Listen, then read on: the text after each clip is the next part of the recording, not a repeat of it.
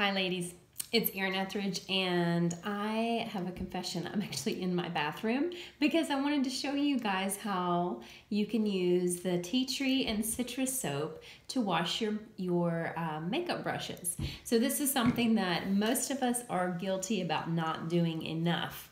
And so I'm going to show you that, and then even more importantly, I want to tell you some of the other uses that you can use the tea tree and citrus soap for. There are so many benefits to using products with tea tree in it, and you will find tea tree in some of our hand soaps. We have a whole skincare routine that uses tea tree as a way to prevent acne and to help to heal acne. And so you'll find that. That includes a face cream and a wash and a mist. So that's a huge line in itself just for our customers that have oily and acne prone skin.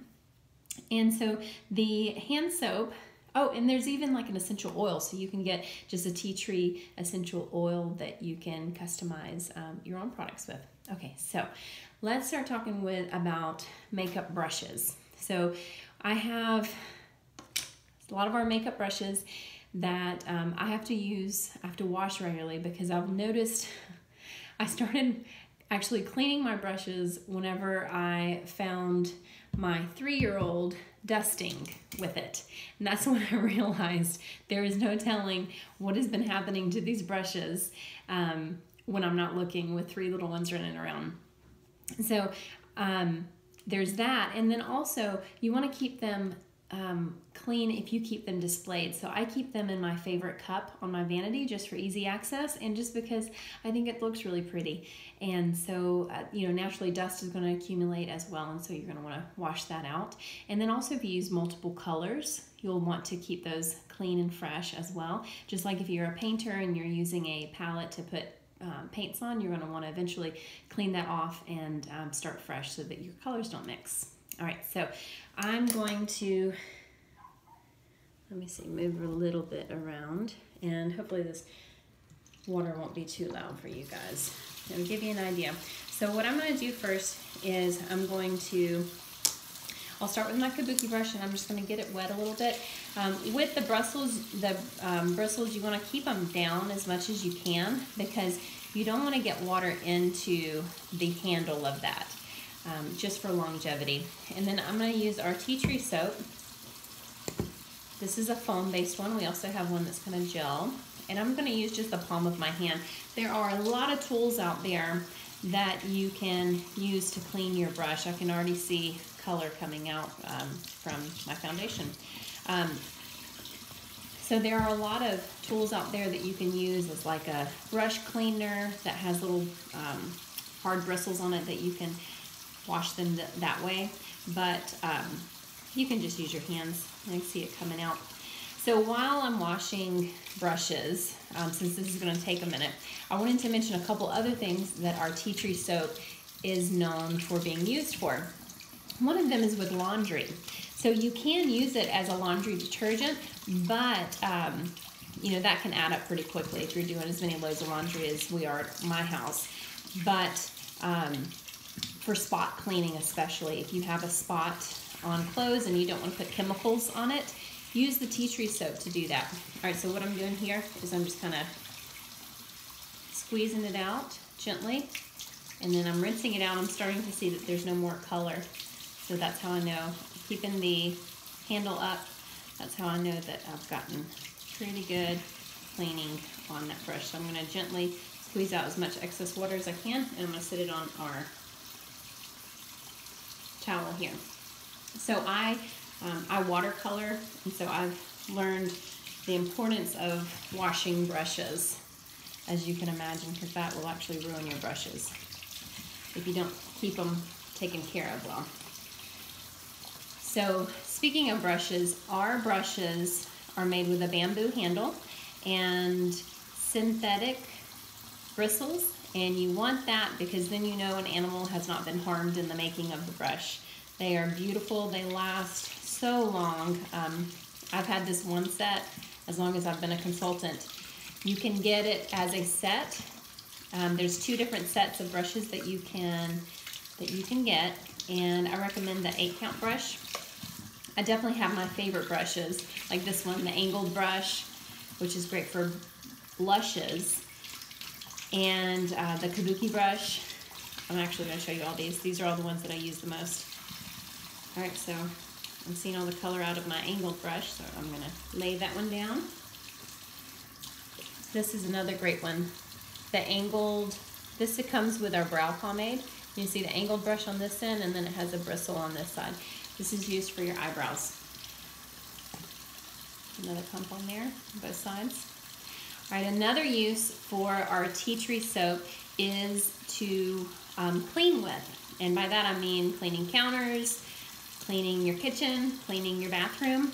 Tea tree has so many antimicrobial properties to it that make cleaning a great option for a chemical-free cleaning. Especially if you have kids running around, if you are looking for a cleaner lifestyle for cleaning. Tea tree is a great way to do that, and this is very convenient having it in a pump like this, especially foamed already. That is a great way to clean without the chemicals. All right, so what I'm doing with this one, because it is a more firm brush, is I'm just going to kind of massage it out until I see that there's no color coming out. And then this one just kind of going that way. When the color is gone, you have cleaned it.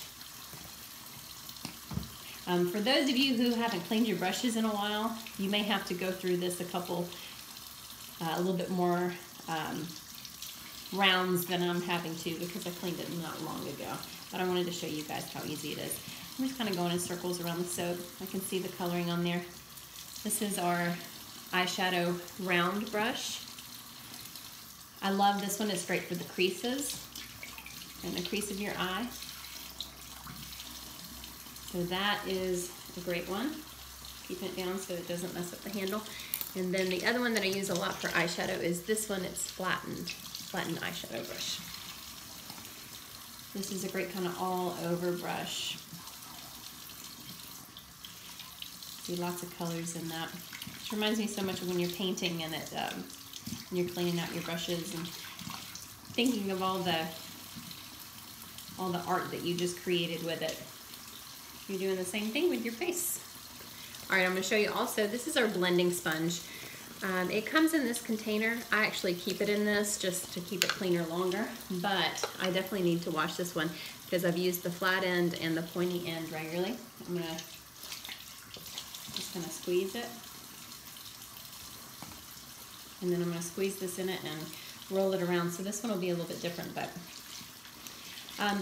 I like to lay out a towel on my counter like this so that I can let it air dry as they're laying flat, and then store them upright whenever they are dry. It's important that you take care of your tools because they're going to last longer that way. All right, this blending sponge absorbs so much, so it can get twice the size when you're cleaning it. All right, so those are the ones that I was going to show you. And we've talked about lots of different tips for ways that you can use your tea tree hand soap. There's so many more that I know I'm not thinking of.